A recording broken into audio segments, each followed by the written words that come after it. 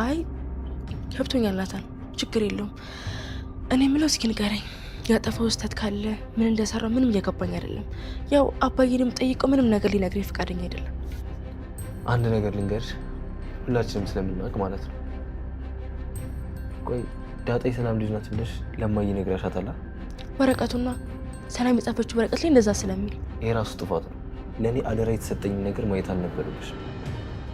እሺ ሆነም በል ወረቀቱን አየሽው፣ ዳጣ የሰላም ልጅ ናት ነው? አይደለችም። ውጤቱ እንደዚህ ያሳይ። እያስረዳውሽ ነው። ዳጣ የሰላም ልጅ ብትሆን አባዬ ደግሞ የጓደኛዬ ልጅ ናት ብሏል አይደል? አዎ እሱማ እንደዛ ነው ያለው። አየሽ፣ ዳጣ የሰላም ልጅ ብትሆንና እማዬ ብታውቅ አባዬ ምን የምታደርገው ይመስልሽ? አላውቅም። ሁሌ የምትስጪው እዚህ ጋር አየሽ፣ ይጣላሉ። እማዬን ደግሞ ታውቂያታለሽ፣ አባዬን በጣም ነው የምታምነው። አባዬ ከዋሻት ይጣላሉ እኮ። ከተጣሉ ደግሞ ይፋታሉ። ከተፋቱ ይሄ ቤት ይፈርሳል፣ ይሄ ቤት ይሸጣል። ከዛ በኋላ እኔም አንቺም ለዛም ሁላችንም እንበታተናለን። ከዛ ደግሞ እማዬ ብቻዋን ትቀራለች።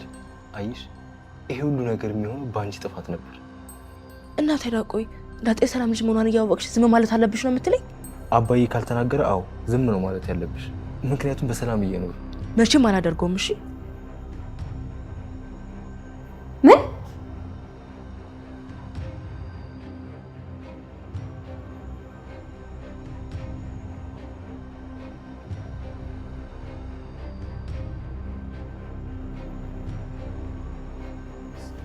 ሰላም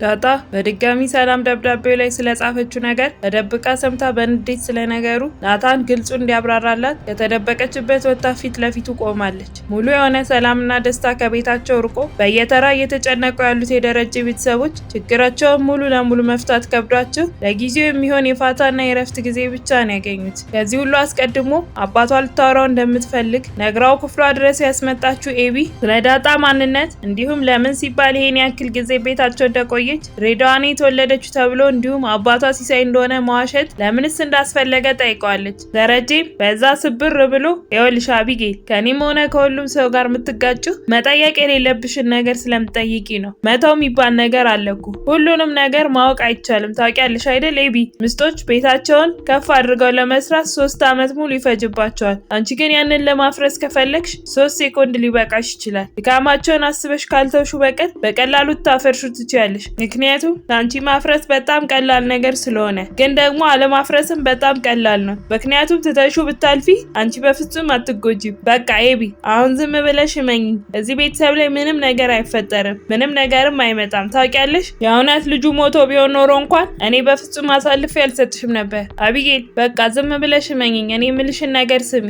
ለዳጣ አልነግርሽም። ልልሽ የምችለው ነገር ዳጣ ሩቅሽ አይደለችም። በሷ ላይ ምንም አይነት ጉዳት አታድርሺ። የቀረውን ደግሞ ጊዜው ሲደርስ እናወራለን ብሎ ሲላት አቢጌልም እሺ ግን አባዬ እንዳትረሳ እኔ አልተሳሳትኩም። ያው ግን እንዳልከው የሄድኩበት መንገድ ግን ልክ ላይሆን ይችላል። ስለሁሉም ነገር አንተ አያስጨንቅም። ግን ይሄን ያክል ካሳዘንኩህና ካስከፋሁ አባዬ በቃ ሁሉንም ለአንተ ስል ተዋለሁ። ችግር የለውም። እኔ አንድም ቀን ክፉ ነገር ልሰራ ብዬ አስቤበት ሰርቼ አላውቅም። ልጁንም ሊገለኝ ስለነበር ነው የመታሁት። አውቃለሁ ብዙ ጊዜ እኔ አስቀይሜሃለሁ። ግን ከዚህ በኋላ በቃ ምንም አልጠይቅም። ምንም ነገር ቢፈጠር በውስጤ በራሴ ይዘዋለሁ ብላ ስትለው ደረጀም እሺ በቃ አቢጌል ብሏት ተነስቶ ይወጣል። ከሰዓታት በኋላ ናታን ሳሎን ውስጥ ለብቻው ተቀምጦ ትምህርቱን እያጠና ባለበት ዳጣ ትመጣና አጠገቡ ሄዳ ትቀመጥና ማውራት ይጀምራሉ። ናታንም ይቀጥልና ዛሬ ደግሞ በጣም አምሮብሻል፣ ምን ተገኝቶ ነው ብሎ ሲላት ዳጣም ስቅቅ ብላ አካባቢዋንም ትቃኝና ቀጥላ ኧረ አንተ ስርዓት ያዝ ቤት ውስጥ ነው እኮ ያለ ነው ብላ ስትመልስለት ናታንም ባክሽ ኤቢ ብቻ ናት ያለችው፣ እሷም ከመኝታ ቤቷ አትወጣም፣ አስጠልቷታል።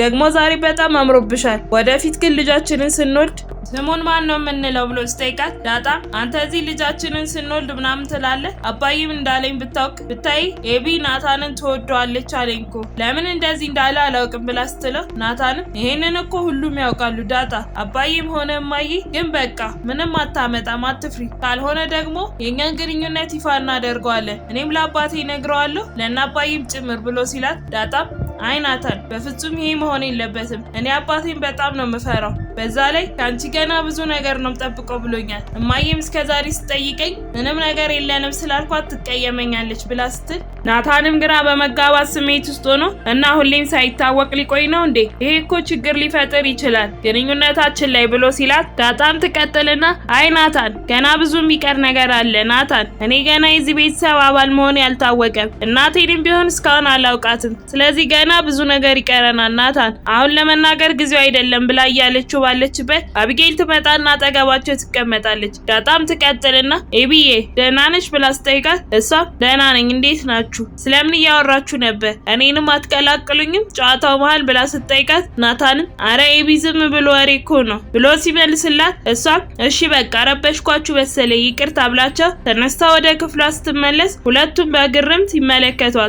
ዳጣም ትቀጥልና በቃ ናታንዬ እኔ ልሂድ፣ ተመልሳ ስትመጣ ስናወራ ካየች ሊደብራት ይችላል ብላው ተነስታ ትሄዳለች። በዛን ሰዓት ላይ የግቢያቸው በር ላይ ጥበቃው ገዜ እና ምጥን ቆመው እያወሩ ነበር። በመሃልም ውሃ ከወትሮ በተለየ መልኩ እየተንገዳገደችና እየሳቀች ወደ እነሱ ጋር አንድ መጠጥ ይዛ ትመጣለች። ምጥንም በድንጋጤ እንዴ ውሃ ይሄ ማን ነው የሰጠሽ? ከየት ነው ያመጣሽው? ብላ ስትጠይቃት ውሃም ትምህርት ቤት ያለው ታስሮ የነበረው ልጅ እንደሆነ ትነግራታለች። ምጥንም በድንጋጤ ወይኔ ውሃ ብለሽ ይሄን ጠጣሽ አንጩ ብላ መታገል ትጀምራለች። ውሃ ማምለጣት እየሮጠች ወደ ቤት ሲገቡ ናታን ያያቸውና ሁለቱንም አስቁሞ ምን ተፈጥሮ እንደሆነ ይጠይቃቸዋል። ውሃም ትቀጥልና እንዴ አባዬ እኔ እኮ ወደ ክፍሌ ነበር ልገባ የነበረው ስትል ናታንም ግራ ተጋብቶ አባዬ ነው ያልሽው? ውሃ እኔ እኮ ናታን ነኝ፣ ቆይ ምንድነው የያዛችሁት ብሎ ከምጥን እጅ ነጥቆ ለመለየት እየሞከረ ባለበት ምጥን ትቀጥልና ናታን ይሄ እኮ ሊን ነው በጣም መጥፎ ነገር ነው ብላ ስትነግረው እሱም ደንግጦ ምን ውሃ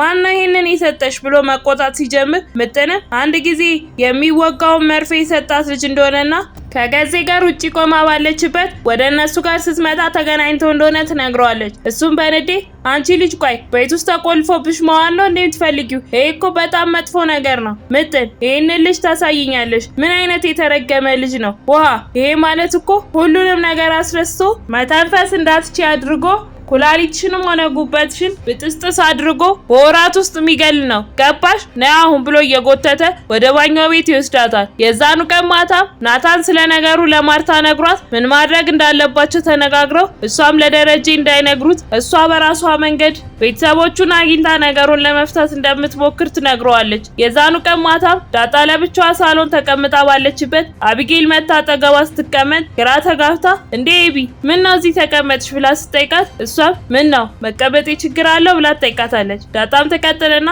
አረ ችግር የለውም ግን ምን ልትይ ነበር እስኪ ንገሪኝ ብላ ስትጠይቃት ኤቢም ጥሩ ሰው የሚባለው ግን ምን አይነት ሰው ነው ማለቴ ከዚህ ቤት ማን ነው ጥሩ ሰው ሊባል የሚችለው? ለምሳሌ ናታን ጥሩ ሰው ነው አይደለ ብላ ስትጠይቃት ዳጣም አዎ ብላ ትመልስላታለች። ኤቢም ትቀጥልና አዎ ዳጣ ናታን አሁን ጥሩ ሰው ሊባል ይችላል ሊሆንም ይችላል፣ ግን ደግሞ ለኔ አንድ ቀንም ጥሩ ሰው ሆኖ አያውቅም። አየሽ እዚህ ምድር ላይ ምንም ጥሩ የሚባል ሰው የለም። ለአንዱ ጥሩ ለሌላኛው መጥፎ ነው። አሁን ለምሳሌ እኔ ላንቺ መጥፎ በሆነም ለማየ ግን ጥሩ ልጅ ነኝ ብላ ስትላት ዳጣም ኤቢ ሰሞኑን ግን ደህና ነሽ? ምን ሆነሻል? ብቻሽን መቀመጥ አብዝተሻል፣ በዛ ላይ ብዙ ማታወሪ ስትላት ኤቢ ግን አንቺም ዳጣ ልጇ አለመሞቱን ታውቂ ነበር እንዴ? ድንጋጤው እኮ እስካሁን ድረስ ፈጽሞ ሊለቀኝ አልቻለም። ያበቃልኝ መስሎኝ ነበር።